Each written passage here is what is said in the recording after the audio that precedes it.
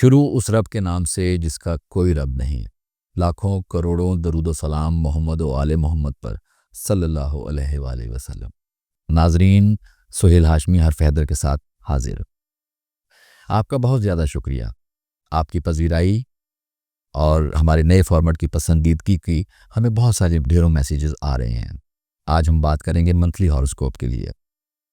जनवरी की वीडियोस हैं और एरीज के हवाले से हम बात करेंगे, लेकिन बात शुरू करने से पहले रिक्वेस्ट करेंगे, अगर आपको ये चीज़ें अच्छी लग रही हैं तो हमारे चैनल को सब्सक्राइब करें और अपनी सराउंडिंग में सर्कुलेट करें। अस्सलाम वालेकुम सर। वालेकुम अस्सलाम भाई। सर, आपका क्या हाल है? अल्हम्दुलिल्लाह, मालिक का बेइंतहा करम है सर।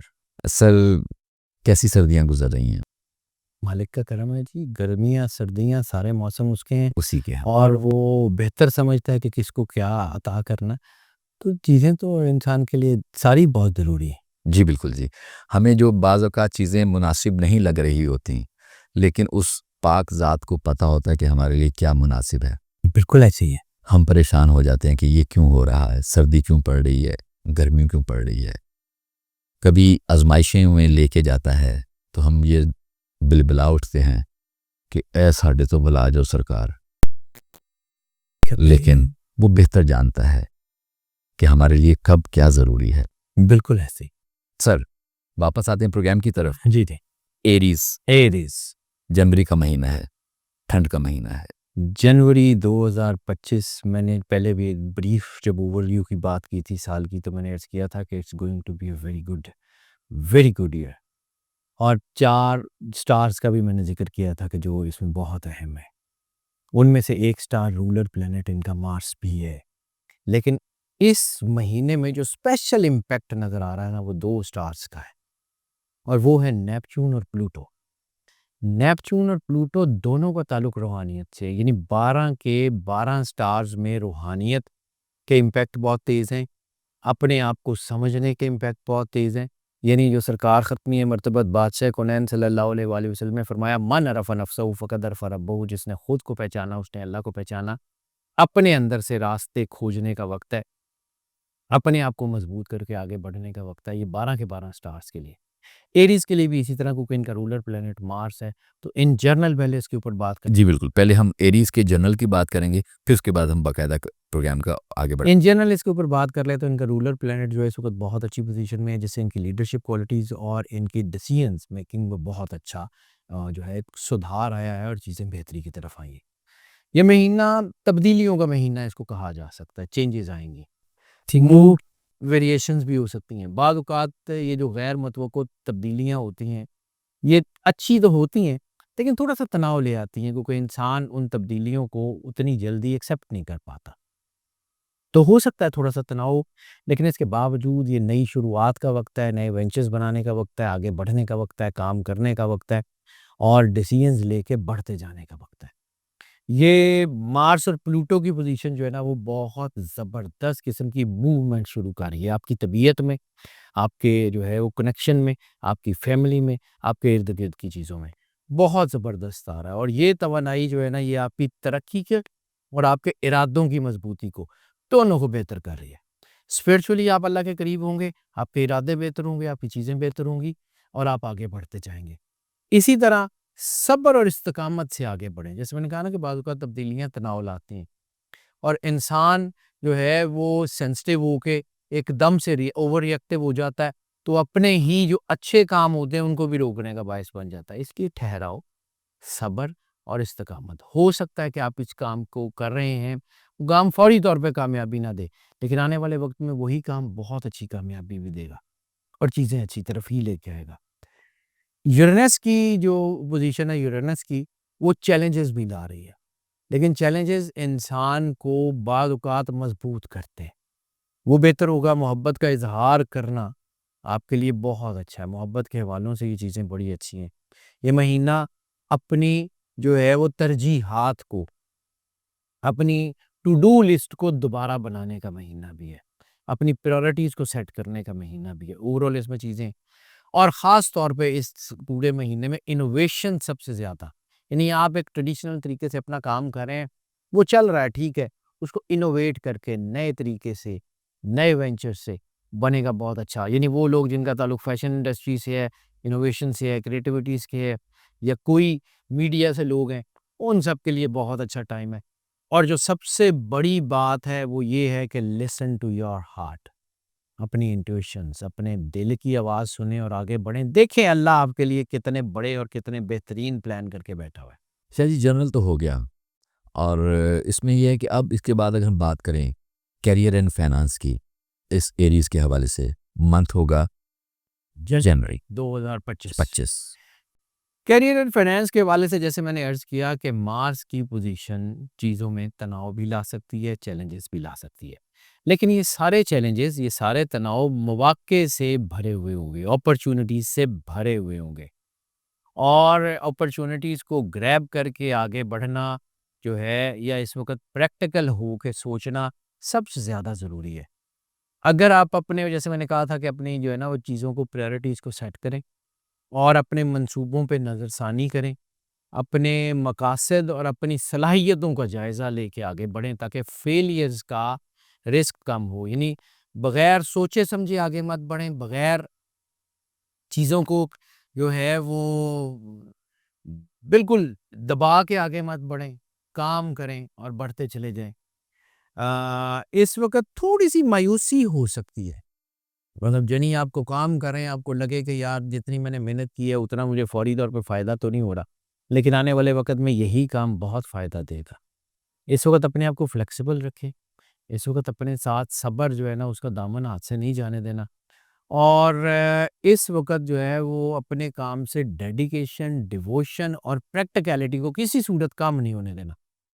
इस वक़्त आपकी जो मेजर प्रायोरिटी हो, वो आपका काम हो। तो नई इनोवेशंस जो हैं वो शुरू हो रही हैं, और फिर मैंने कहा कि यूरेनस की जो है वो पोज़ीशन, तो यूरेनस की पोज़ीशन जो है वो गैर मतवक्को तब्दीलियाँ, यानी वहाँ से चीज़ें बदल सकती हैं जहाँ पे आपने एक्सपेक्ट ना किया हो, इसलिए अपने आप को फ्लेक्सिबल, जैसे मैंने अर्ज़ किया, वो रखें और नई सिचुएशंस के लिए तैयार रहें। ठीक। लेकिन इसमें मैं फिर कह रहा हूँ कि मसाइल आपको आएँगे, गैर रिवायती मसाइल भी आ सकते हैं, लेकिन गैर रिवायती तरीकों से ठीक भी तो हो सकते हैं। जी बिल्कुल, जी बिल्कुल। गैर रिवायती तरीकों से उसको ठीक करने के लिए तैयार रहेंगे तो काम हो जाएँगे। इस वक़्त आपको इनोवेशंस, क्रिएटिविटी आपके करियर की बुलंदी तक ले जा सकती हैं। यानी वो जो ट्रेडिशनल काम कभी आप करते थे या उस तरीके से, उससे हटें, आउट ऑफ द बॉक्स सोचें, आगे बढ़ें, डिज़ाइनिंग, क्रिएटिविटी इसमें आगे बढ़ें, देखिए करता क्या है। मैं बार-बार कह रहा हूँ कि ये महीना आपके करियर के पाथ को अज़-सर नौ डिज़ाइन कर सकता है और आपको बहुत बड़ी एनर्जी दे सकता है। और इस वक़्त आपको अपने आप को जितना मज़बूत कर सकते हैं, उतना मज़बूत करके आगे बढ़ना पड़ेगा। कामयाबी आपके कदम चूमेगी, nothing to worry about. Good. आगे बढ़ते हैं जी। लव, मैरिजेस, सोशल, एरीज के लिए 2025 में जनवरी कैसा रहेगा?